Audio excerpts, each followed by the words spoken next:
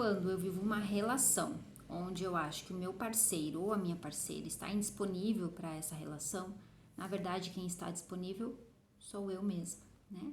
E onde está essa indisponibilidade, tá? Por mais que eu ame esse parceiro, que eu queira, né? Eu diga que eu quero muito essa relação, há algo interior, há uma postura minha que se coloca indisponível para viver isso. E por que que isso acontece? Geralmente a gente precisa olhar para o nosso pai. Então, será que você tinha, no caso de uma mulher, né, um pai indisponível? Ou no caso desse homem, uma mãe indisponível? Você pode ainda estar vinculada, por exemplo, com uma outra mulher do seu pai. Então, um antigo namoro, uma relação que não pode ser vivida, né? Alguma outra mulher importante na vida do seu pai, que não estava disponível, né, para viver essa relação com ele de alguma forma. Não foi possível viver isso, tá? Seja porque eram muito novos, seja porque de repente ele já estava casado lá com a tua mãe. N questões podem envolver essa dinâmica aqui, tá?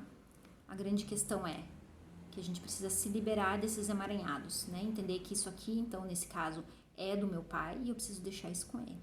Se é uma relação minha com o meu pai, então de repente o meu pai estava indisponível para mim, eu atraio uma relação indisponível, certo? Então eu preciso ir lá e olhar para o meu pai, né? No caso do homem aqui, vai olhar para a mamãe dele, assim como pode ser um vínculo com um parceiro da mãe também. Então a gente precisa resolver isso que vem antes de nós, para que então a gente possa olhar para frente e seguir numa relação onde a gente esteja disponível e esse parceiro ou essa parceira também esteja disponível.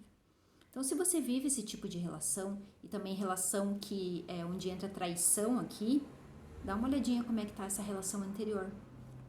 Como é que foi a relação tua, no caso da mulher, com o teu pai? Como é que foi a tua relação homem lá com a tua mãe? Como é que você sente isso? Sabe da história do papai? Será que tinha alguma outra mulher?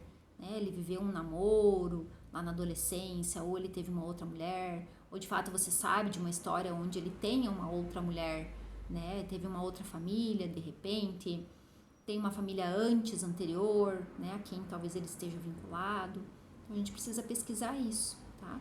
Então lembre disso, quando você atrai homens ou mulheres indisponíveis para você, na verdade quem está indisponível é você mesmo. E a gente precisa olhar para isso. Se você precisar de ajuda, estou à disposição. Até!